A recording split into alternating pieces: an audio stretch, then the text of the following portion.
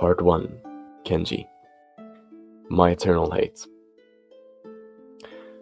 Shivonia was always a land of prosperity and hope. The Shivonians created a lot of instruments and made folk songs carried across hundreds of years. Everyone was kind to each other, helping wherever needed. We were never short on food nor water, despite living in a desert. Until the Wakumi Guild came and destroyed it all. When my sister and I were about 6, some troops of the Wakumi High Guild came to storm our capital out of political purpose. Political purpose, my ass. They declared war upon our capital because they refused to give them full control and leadership of this land. Many nights, many days even, our small family wondered how we'd come by. We had lived rather peacefully until they arrived.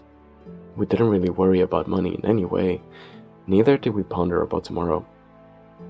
We were simply a happy little family of 4 who lived their days in this land to the best of our ability. We were just unfortunate enough to be born in Shivonia. It was probably the curse the goddess Diana put on us, just because this land is supposedly condemned as evil and heretical. It was the foolishness of the villagers to think that peaceful days like those of the past would continue forever. Just like everyone else, I was scared once it happened, but I was young and stupid. Who could imagine how cruel people can truly be, much less a child?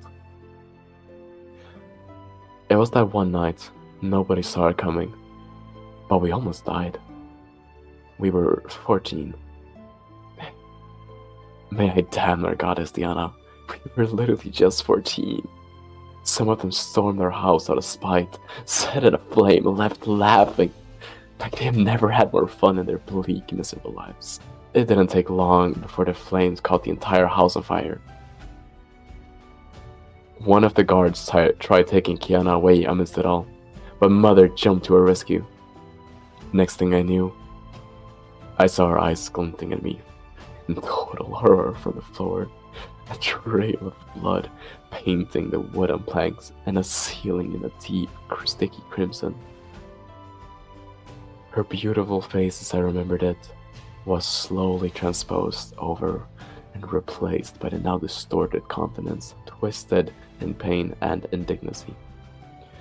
She was so pale, so fragile, so lifeless.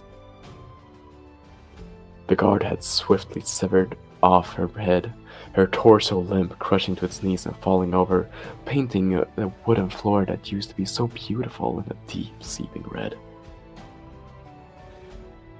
My vision felt as if it went red at that moment. I could no longer think straight whatsoever, but my body was trembling in shock, unable to move. Her head was sliced off by the man who claimed to bring protection upon this land, who was now holding my sister proudly within the smoke-filled air. The short scream for help and stench of blood haunts me to this day, and will likely never leave my mind. My dad took his sword and ran toward that arrogant fool of a guard. The guard had to let go of my sister, but instead of putting her down gently, he threw her as hard as he could into her remaining crates of supplies, which were already catching fire as well. You could hear some of her bones break as she cried out in severe pain. My father and that guard fought a fierce battle as our house burned to ashes. The sound of iron hitting on iron was almost ear-deafening. They struck back and forth, father being in a clearer advantage, until another one of them came lunging at him from behind. Father was struck right through his spine, causing him to freeze up entirely. He tried turning with big frightened eyes, but only his sharp groans of pain left his mouth before the other man punched him right in the face. They then proceeded to cut his left arm off, slowly, deliberately, drawing out every last bit of strength out of him as he clung onto his last glimmer of hope for dear life. Next up, they started to cut into his right leg. My father now limp as well, just like my mother. Not a single sound left him anymore. The smell of smoke and blood mixing lingered in my nostrils even after it was over. This man called his other two companions over to deal with my father, but he was already helpless, completely at their mercy, probably bleeding out as they spoke. He just stabbed into my father's still laying body a few more times as if to draw another reaction out of him, out of me. At that moment, I ran over to him, took my father's sword, and stood in the way of this disgusting guard. I held my father's weapon, barely, because it was way too heavy for a 14-year-old boy to hold, standing before this man. My hands were trembling, and my eyes filled with tears. My heart ached. All I could see was red. I knew if I didn't do something, my remaining family would be taken away, and nobody could give less of a damn about it. My sister lay there, bleeding out, just like my father, as the flames devoured everything. The guard mocked me with his followers, threw whatever was left of my father's body into the blazing flames, and burst into utter, deep, uncontrollable laughter. That was it. That was really going to be your end. My thoughts kept racing in my head before I finally passed out by the immense amount of smoke I'd breathed in. Our neighbors, who were also close friends with our parents, pulled us out of the blazing flames. They brought us to the nearest safe spot they could find before running off on their own. That's all I remember before passing out again. The day we lost our parents, our home. I stopped believing in Diana, even though our people always prayed to her and said she was the god of eternal hope and dreams. She was silent when I called out to her in my darkest hour. If Diana truly existed, then all of the blabbering about her being the goddess of hopes and dreams would have been one hell of a big lie. If anything, she must have approved of what went on in Shivonia. They're dead. I was left with nothing but what used to be my home. Crumbling ashes and echoes of the remaining screams of the dead. I can never unhear them. Mother, father. Whenever I walk past that damn pile of withering ashes, they're gone. And with it, my belief in Diana vanished just as swiftly as if it was my last hope. Save them to begin with. The last thought I had before passing out that night was to murder this man. Even though I was young, I wanted nothing more than to make him feel the same pain I did. Revenge-driven and full of hate, I tried tracking them down as my sister lay in a coma. I was so goddamn frightened of losing her too.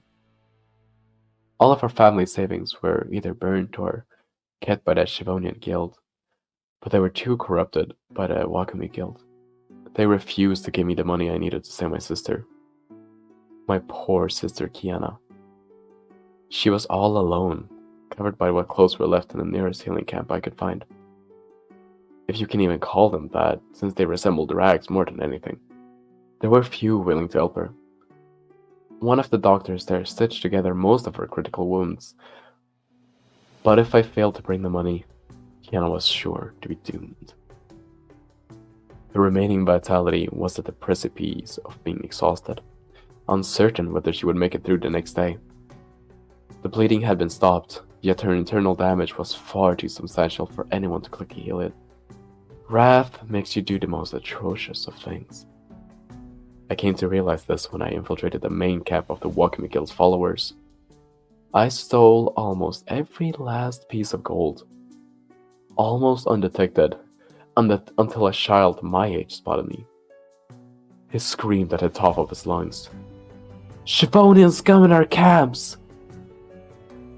And with that, 10 guards came chasing after me. There was nothing that could have stopped me at that moment. I ran over to slap the boy out of rage.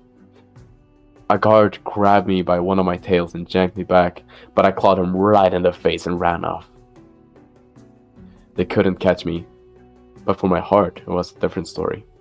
My heart was caught in their net of terror and spite. turning me into a boy of irrational thoughts. I became a puppet of fate and of Wakumi at once, in a manner of speaking. Day by day, I had to steal from people just so I could pay the doctor for the treatment. That's when I realized I myself had not eaten in a couple of days, which almost became the Reaper knocking on my door. I was almost caught during one of my attempts to steal from the Wakumi guard. Since Shivonia is located in the south, our village is close to the desert, making it incredibly difficult to come by without food or water. Water is a rare source out there anyways, all because the Wakumi High Guild invaded us, and the food is expensive no matter where you look. I lost consciousness due to starvation, thirst, and exhaustion during my last robbery of the third day without food. Upon further reflection, I believe it was the Wakumi's plan all along to drive us to the dumbest of things, to be honest. I knew they did this to multiple families, to make Shivonia seem like the devil's den. They wanted us to become scoundrels, thieves, and murderers, to paint a false narrative of us. But I know the truth of it all. They're the villains. They make us do this! Them! If only I could turn back time. If only I had trained like my father always wanted me to. I woke up in a neatly decorated home, full of pictures and books. Some old man greeted me upon waking up. He looked at me with a grin on his face. You know, dear child, they use people like you to make Shivonia seem like a hellhole. Robbing people when you clearly haven't eaten in days. What makes you follow a path of wrath, if not for your own good? The old man spoke composed, yet retained an accusing tone. He aggressively adjusted the glasses on his face before shaking his head. I tried to get up, but I failed to gather any amount of strength in my body. The man didn't seem to judge me for my actions. More like he condemned the guild for their actions, turning a child like me into a specter of vengeance. Some small part of me was worth clinging onto that small glimmer of hope. That person I cared most about was truly worth sacrificing myself for. I have a sister, I replied. He didn't seem fazed at first, until he fully processed my words in connection to my robbery. Is she okay? He asked. She will be as good as dead if I don't provide enough money for the healing. Without another word, the man walked over to some wooden drawer, took out a single gold coin, handed it over to me, and gestured in a very silly manner for me to make a run for it. I teared up a little when he handed me the answer to my problems, with a single gesture of kindness. As I sat up in this old man's bed, I started to cry uncontrollably. I cried and cried until my lungs felt like they were about to burst. My head was pumping full of blood, giving me an immense headache. My throat closed up so badly, I felt like I might die then and there. Every single thought from the past months had shot through my head at that very moment. How come I was never able to protect anyone? Why did Kiana have to go into a coma and leave me all alone in this damned world? Why was I unable to collect the full money for her proper treatment for 3 entire months? Any one of these days could have been her last if it weren't for the bare minimum of coins I had given that doctor. I was scared. So incredibly scared. I suppose all the emotional turmoil I buried inside of me had to come out at some point. But I swore to myself, from that point onward, that I would never cry again over my own mistakes. Especially not in front of some old man who practically saved me. God, I'm so pathetic. I should have died alone with my parents that night. I wish I did. It would have been better for this world. For me. Maybe Kiana would have died alongside me and neither of us had to suffer in such a sorrowful world any longer.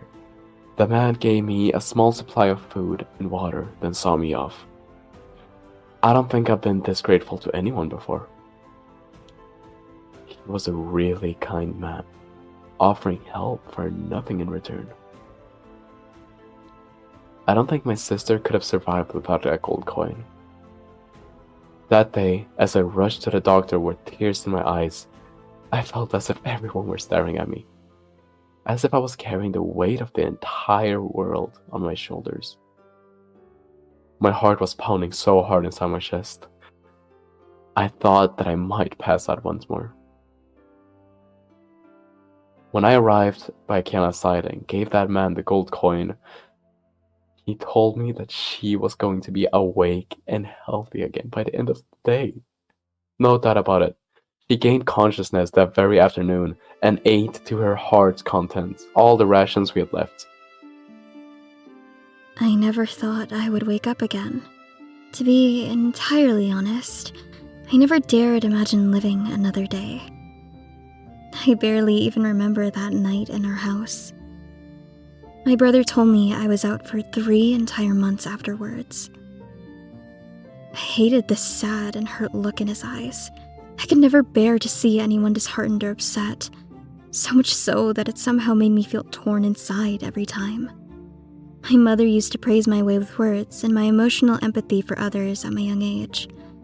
But I have doubts about my ability. All I wanted was for our happy little family to keep on living the way we did before.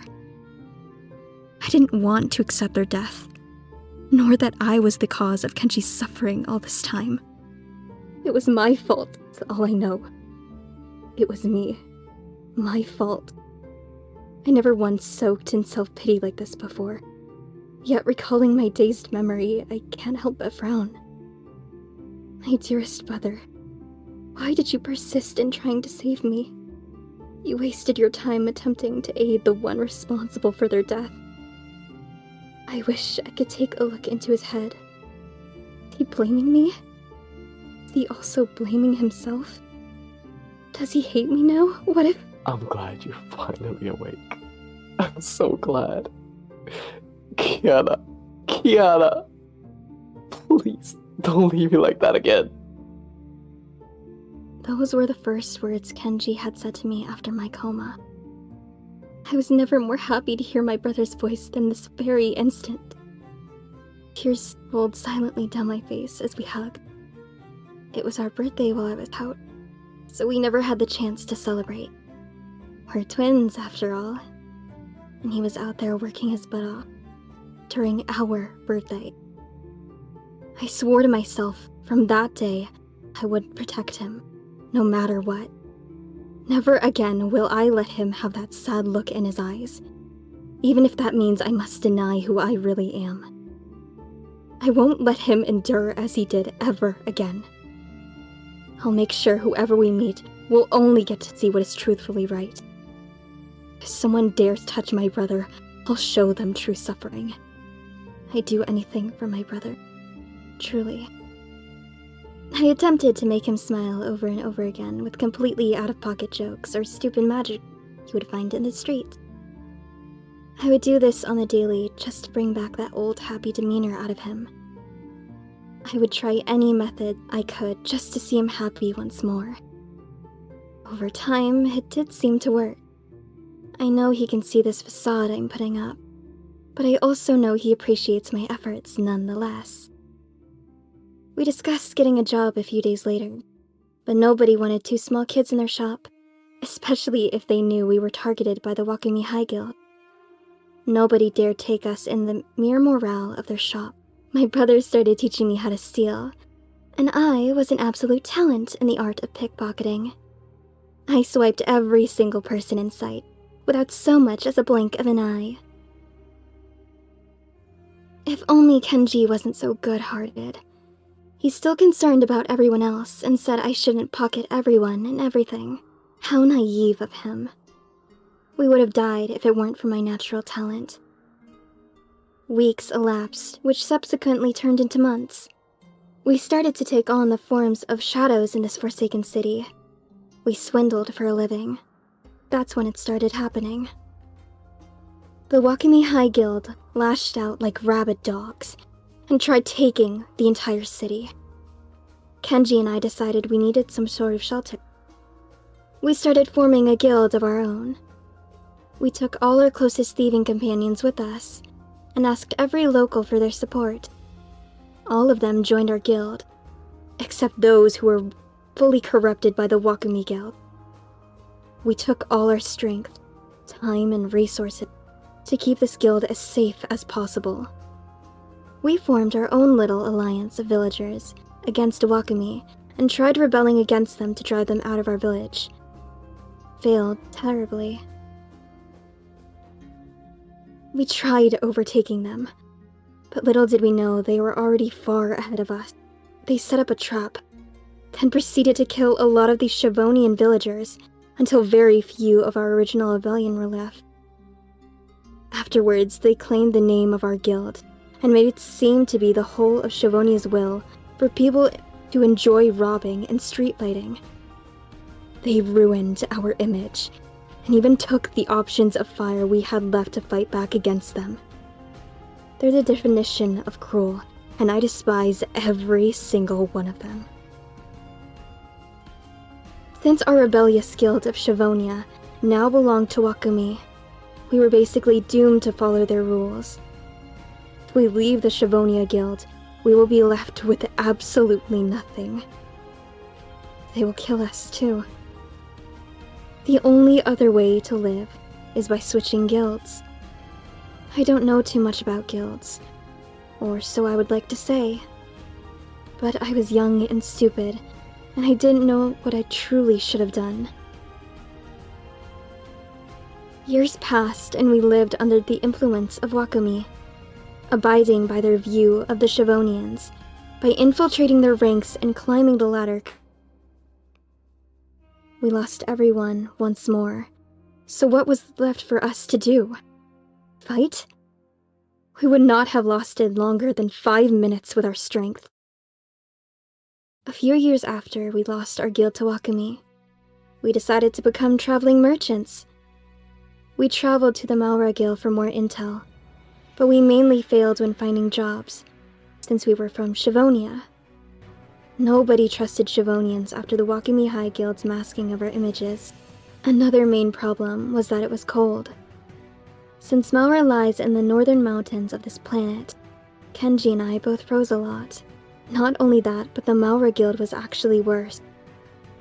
They used black market activities for their survival, just like we did Robert.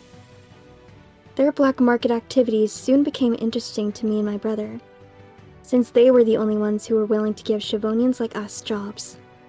That's when we met a demon from the deeper black market.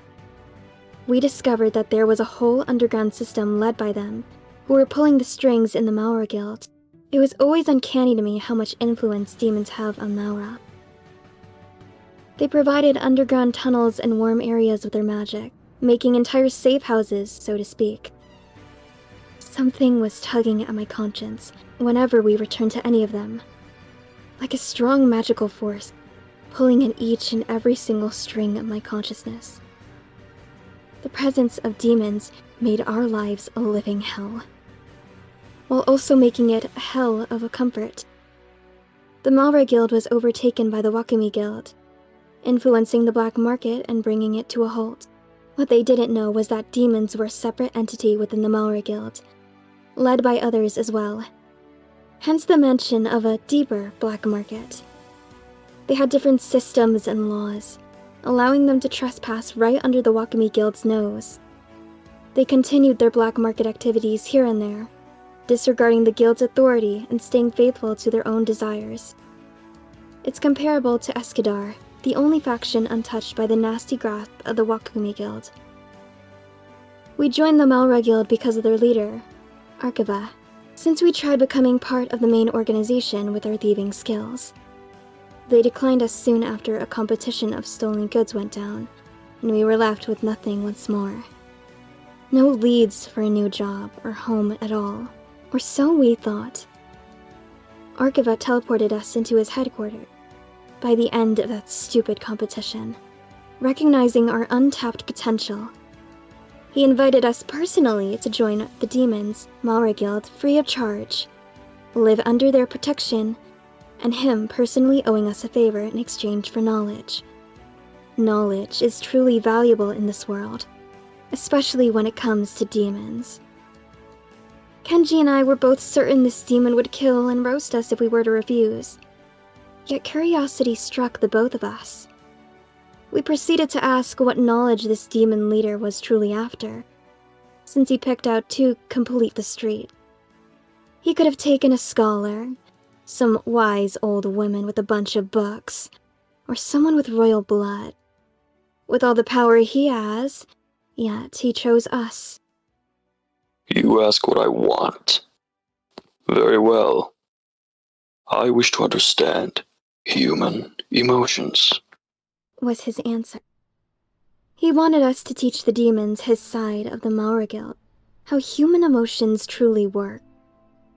Demons have lived for millennia doing what they want, choosing laws as they please and fooling humans, while also acting as mercenaries for them. They were like imbeciles doing whatever. Demons cannot be tamed until Archiva showed up and put every single one of them in their place. Setting laws, becoming good friends with the now dead leader of the Maura Guild. They founded this guild together. Archiva wanted to figure out so badly what humans and other beings felt like for hundreds of years. Long story short, we ended up joining the guild and helped whenever we could, getting food and a safe place to return in exchange for giving demons classes on true empathy. We worked under the banner of the Maura Guild for quite a while, yet only ever joined the deeper factions of them. Kenji and I had become so accustomed to our lifestyle, we forgot what life was like without any form of stealing and working with the demons. Of course, we had to leave them again at some point, since the whole Maura Demon Guild was all about being merchants and mercenaries. We were 18 by the time we traveled to Nakura, a small village in the east. It was truly the smallest village me and my brother had ever seen. At least compared to everything else we used to grow up with. We met a lot of nice people there. One that stood out to me was a man called Ophir. He always welcomed us with grace, despite knowing where we came from. It somehow really annoyed me, because I knew we were most likely going to steal from him at some point. I hate my compassion. I hate my form of empathizing with everyone I meet. That's why I started putting this facade up. Protect my heart. I started becoming who people wanted to see in me, not who I truly was. It was for Kenji's sake, so he didn't need to have that heart-wrenching look in his eyes again. I became sillier and sillier by the day, knowingly getting on my brother's nerves. But what else was I supposed to do? That was the only thing I am truly good at. Lying, deceiving, and pretending. If protecting my brother means I'll have to become the most annoying person on this forsaken planet, I will. If he starts hating me for putting a smile on his face at least once a day, so be it. I'm tired of not being able to give us the life we truly deserve. It was never about the Wakumi High Guild to begin with. They are only a chess piece of someone unknown. I wish I could speak for more people, but I can't get that hunch off my chest, that all of this is actually connected. I've been secretly researching everything under my brother's nose. I know I can avenge our parents, even if it might take time. I also know I'll be able to preserve his smile. Everything will be fine. Everything will go back to normal. I just know it. Ophir allowed us to stay at his blacksmithery for a few days. He offered weeks, but I'd rather not get attached to this place. He secretly gave us free weapons, for no reason at all. I will never understand this form of kindness, ever. But he did it for us, without asking for anything in return. I suppose you could say I'm truly grateful to him, even though I haven't known him for long. He kind of reminded me of my father, though the memory of him has become entirely distorted by the immense trauma from that night. The stench of blood, fire, everything turning to red. Always carrying a smile on his face, walking around greeting everyone and talking as if he didn't have a care in the world. It honestly saddens me. What is there left to lose now, apart from her pride and lives? Part 3. Kenji, Our World. This life my sister and I have been leading is absolutely not for everyone. After all these years, I can tell how hard she's trying to put up this facade, just to make everyone around her happy. It somewhat pains me to see her do this to herself, but as long as she's happy, I can't help but comply with her actions. Even though she's a lot smarter than me when it comes to stealing, I am a lot faster. She got caught multiple times over the years and couldn't even get out of it without sounding like a fool. She is good at making a fool of herself. I don't think she realizes how much confidence this takes. Since we started living in Nakara, our lives have been a lot more peaceful than what they used to be. We will travel back to Mara for a little while to get some business done. Seeing Kiana so genuinely happy in Nakara truly showed me how bad our times before must have been. She looked so pressed all the time, even though she had a fake smile all along. Living with the demons for a longer time was nice, but also became rather bland over time. The Wakumi High Guild was right on our tails since they didn't know we joined another guild, and seeing as there were 2 unauthorized people in this world, they tried keeping us out of cities and the like. We had to seek shelter in Akara for our mission activities to continue as they did before. Without any guild permits, traveling into villages was hard in and of itself, especially if you are known to be from Shivonia. Seeing as we couldn't really continue our journey that way, we had to somehow get our hands on a fake guild permit from the Maura Guild, since the Demon Maura Guild has no needs for any permits. They can teleport to wherever they want, whenever they want. It obviously made our life a little easier too, since we could just tag along with some people who had teleported to places.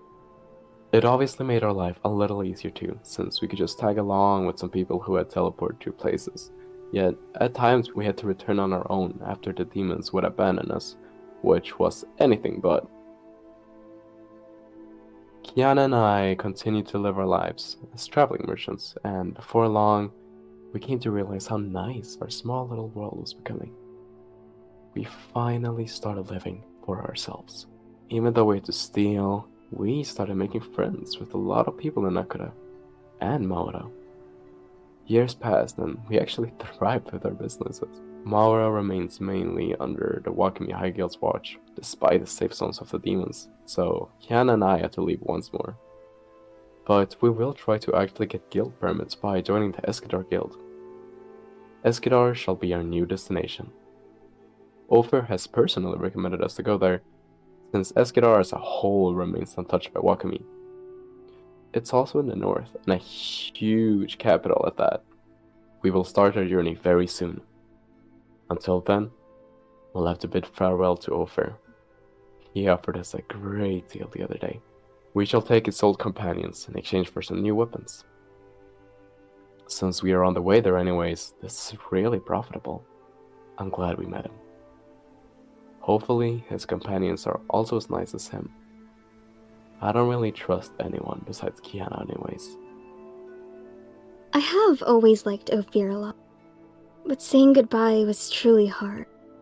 I knew we would see him again, yet my heart ached at just the thought of leaving for a longer amount of time. His companions at least seemed nice. They'll be easy victims and easy to take advantage of. I'm sure they'll come in handy sooner or later.